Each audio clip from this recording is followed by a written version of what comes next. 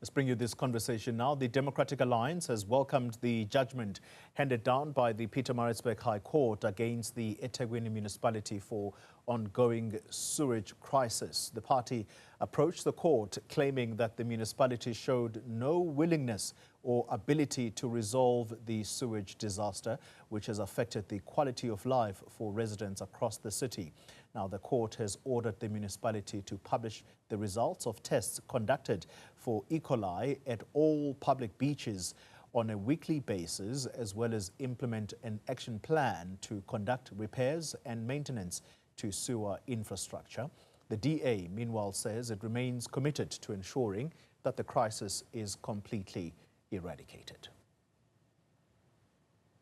Well, the Democratic Alliance eThekwini mayoral candidate Haniff Hoosen joins us now for reaction to this ruling.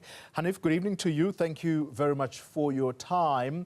This ruling comes at a time when Durban is playing host to a number of tourists who are probably already in the city. This on the back of the city itself announcing that I think all of its beaches are now cleared for people to bathe in. So talk to us about how this ruling fits in with that announcement.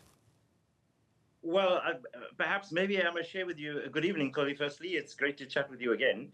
I must maybe just share with you some breaking news from Durban here that since our court ruling this morning, the eThekwini Municipality has now closed some of those beaches because of high contamination. They call it pollution, but we know exactly what the problem is. And this has been an ongoing problem, and it's obviously caused an enormous amount of strain to the economy, the businesses in the area. But moreover, it's endangered the lives of beachgoers here. I mean, just 2 days ago, we saw thousands of people swimming in our oceans here, which is wonderful to see the tourists and the visitors here. But actually, they're swimming in water that is dangerously unhealthy. Because, as you said, a few days ago, the municipality declared those beaches safe for bathing. But an independent testing report by DUT has produced completely different results that says there's critically high levels of E. coli in the water. And sadly, we have thousands of people actually swimming in that water. And I bet you the municipality was very well aware of it. But because of our court ruling this morning, they were forced to close some of these beaches now. Well, that is absolutely astounding, Haniff, because if the city was so confident a few days ago as to announce that all beaches are clear for people to swim, that is reckless. How many have now been closed, since you say certain of these beaches have now been closed to the public? Well, the report is that the 4 main beaches here on the Durban beachfront have been closed. But I tell you, Dolly, the only confirmation and satisfaction that anybody could receive is that if all our sewer plants have been repaired. The situation we have in the city is that almost 40% of our sewer plants are dysfunctional, flowing sewer into our rivers and oceans. And so naturally, you're going to find high levels of E. coli on our beaches. The contamination is at dangerously high levels at some of these beaches. It's just not safe for people to swim, and it's endangering the lives of innocent people who don't know about what the levels of E. coli is in the water. And that's why we had to force the municipality to do 2 things.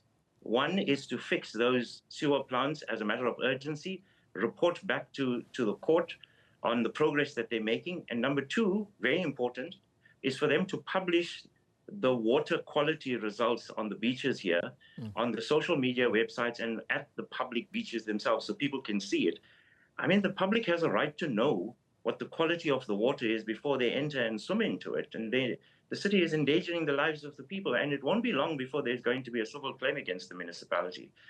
But this is not a new problem, Coli. It's been going on for years now. When you and I spoke, just a few weeks ago when I was in your studio, one of the things I promised that this is a priority that needs to be dealt with. Yeah. And that's exactly why we're doing what we're doing. But the unfortunate reality is that our city is spending money on all sorts of vanity projects. Recently, there was a 22 million rand statue on the Durban beachfront, and they've announced another 1 billion rand for an amusement park. So there doesn't seem to be a sense of urgency to actually fix what's broken in the city. Yeah. But instead, they want to announce all of these vanity projects, and that's just simply ridiculous. Haniff, there's something that is also quite striking from the judgment, and that is that the city has got to implement an action plan to conduct repairs and maintenance on the sewer infrastructure. As you say, this has been going on for a long time. Is the suggestion here that there is no action plan in place that has been put by the city to try and clean up this situation? Their action plan is empty promises, Tori. That's been going on for however long time. The sad state of affairs is we have to get the court to force the fish to swim, because that's the municipality's job. We have to force them. So court orders to do exactly what they're being paid to do.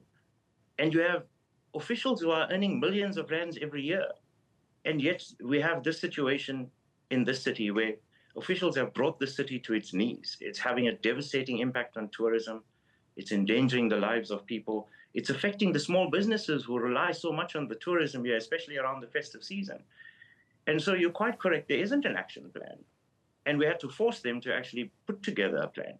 On the last occasion, a few weeks ago, the municipality put a supposed plan on the table saying it's going to take them 10 years to fix this problem.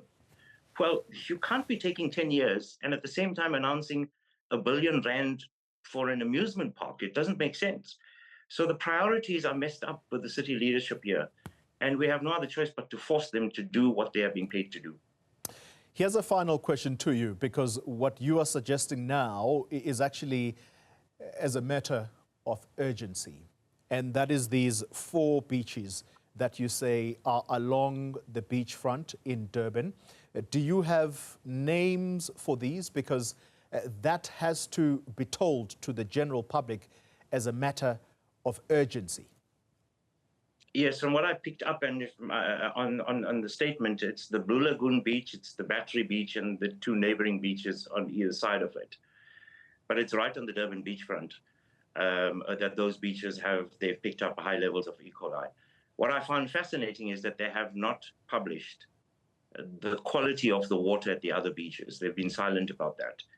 And that's why we are forcing them to make available to the public exactly what the results say. Yeah. Because a few days ago, they said that the beaches were clean, but not even 48 hours later, an independent report has shown that there were dangerously high levels of E. coli contamination in the water. And that's just the day before. We have thousands of children and adults playing in the water, and God knows what's going to happen to them when they return to their homes. I certainly hope and pray that many of them don't get ill. Just very quickly, you say that this has been announced by the city itself. Do you know what the justification for the announcement of the closure of these 4 beaches was? What did they say exactly? The report says that they have picked up high levels of pollution in the water. They don't exactly say what that pollution is. But we know that that pollution absolutely has to be sewage flowing into the oceans through the Mgeni River and possibly other rivers as well. Wow.